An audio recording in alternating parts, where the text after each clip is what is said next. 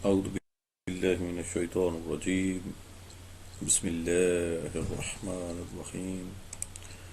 The M school and college اسلام آباد سے محمد علی جعفری پیش خدمت ہوں. آج ہم کلاس نحم کے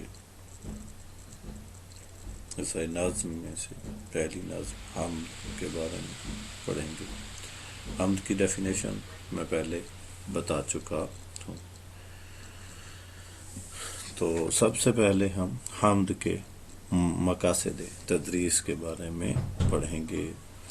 طلباء کو حمد و ثنا کے معانی و مفہوم اور اہمیت سے متعارف کرانا، جو کہ حمد کی ڈیفینیشن ہم پہلے ہی بیان کر چکے ہیں.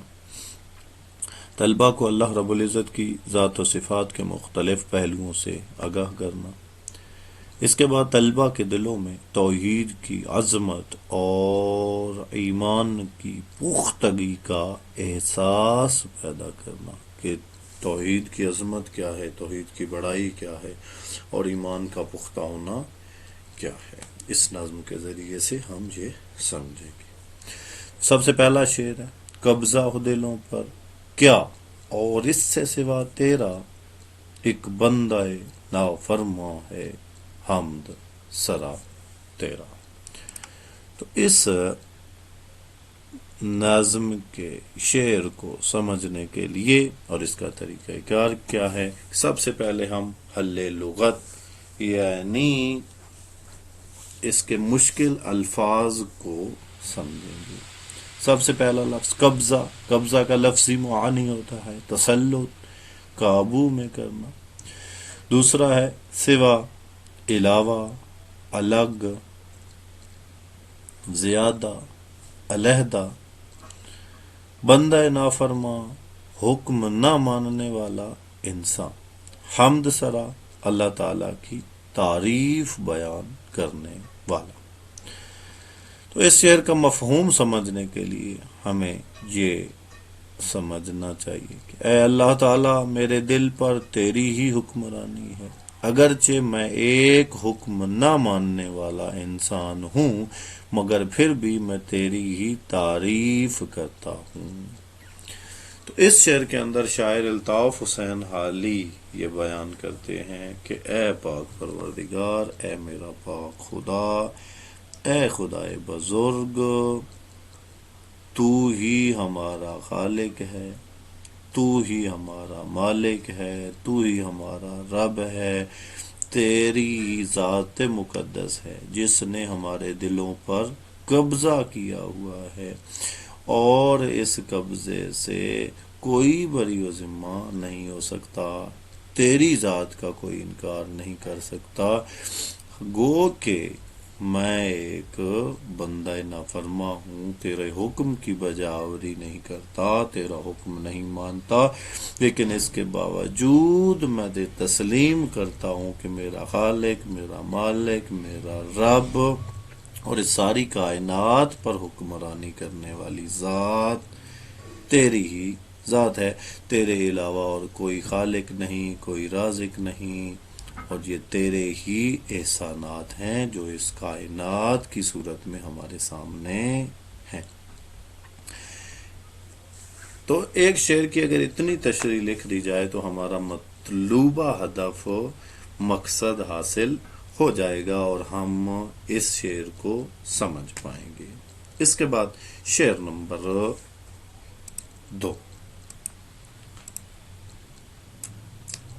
گو سب سے مقدم ہے حق تیرا ادا کرنا، بندے سے مگر ہوگا حق کیسے ادا تیرا. تو اس شعر کے اندر بھی سب سے پہلے ہم حل لغت یعنی مقدم، پہلا، جیسے ہم مقدمہ لفظ استعمال کرتے ہیں. گو، اگرچہ، کیوں کر، کیسے. یہاں پر مفہوم ہے اگرچہ انسان کے لیے ضروری ہے کہ وہ سب سے پہلے اللہ تعالیٰ کا حق ادا کرے، مگر انسان سے اللہ تعالیٰ کا حق کیسے ادا ہو سکتا ہے. تو اس شعر کی تشریح بیان کرنے سے پہلے ہم یہ کہتے ہیں کہ اللہ تعالیٰ نے انسان کو بے شمار نعمتوں سے نوازا، بہت زیادہ نعمتیں دی ہیں، اللہ رب العزت نے تاکہ پوری کائنات جو ہے یہ انسان کے لیے خلق کی ہے. تو خدائے بزرگ کی ان تمام نعمتوں کا شکر ادا کرنا چاہیے. حتیٰ کہ خدائے بزرگ قرآن مجید فرقان حمید میں ارشاد فرماتے ہیں فَبِأَيِّ آلَاءِ رَبِّكُمَا تُكَذِّبَانِ. ترجمہ اس کا کچھ یوں ہے، پس اے گروہ جن و انس تو تم اپنے پروردگار کی کون کون سی نعمت کو جھٹلاؤ گے. اگر ہم اللہ تعالیٰ کی نعمتوں کا شمار کرنے بیٹھیں تو اسے شمار نہیں کر سکتے. یعنی خدائے بزرگ کی اتنی زیادہ نعمتیں ہیں کہ ہم سے ان کا حق ادا نہیں ہو سکتا.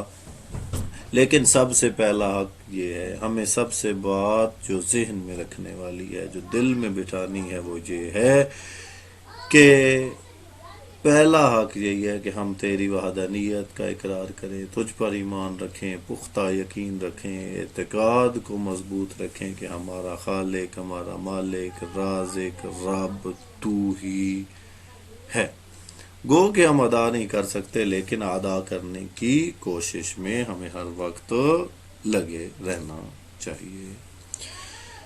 اس کے بعد شعر نمبر 3. محرم بھی ہے ایسا ہی جیسا کہ ہے نامحرم، کچھ کہہ نہ سکا جس پر یہاں بھید کھلا تیرا. حل لغت محرم سے مراد آشنا، جاننے والا، نامحرم، نا واقف، نا آشنا، بھید، راز.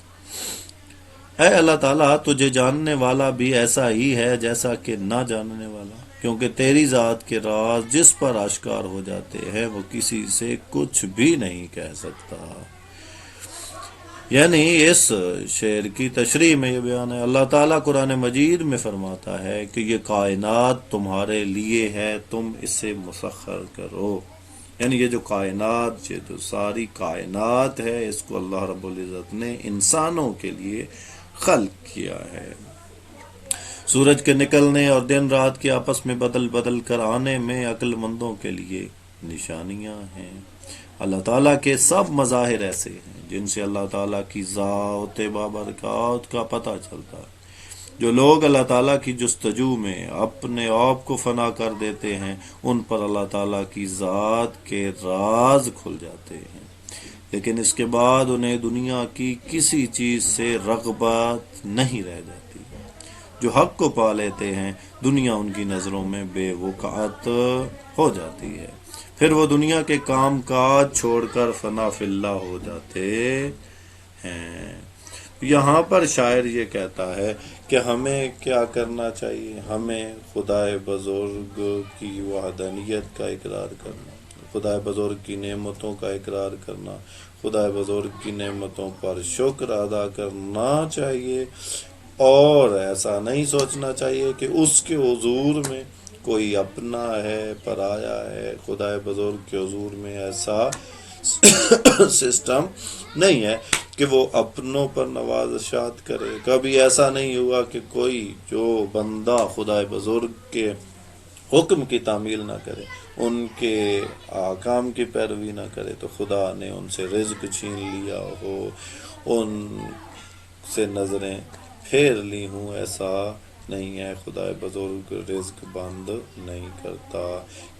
خدائے بزرگ کی نعمتیں، یہ جو ساری کائنات کی نعمتیں ہیں، یہ چاہے کوئی خدا کو ماننے والا ہے، نہیں ماننے والا ہے، سب کے لیے ہیں. ایسا نہیں ہے کہ خدا نے کہا ہو کسی غیر مسلم کو کہ جاؤ یہ نعمتیں تمہارے لیے نہیں ہیں. اس کے بعد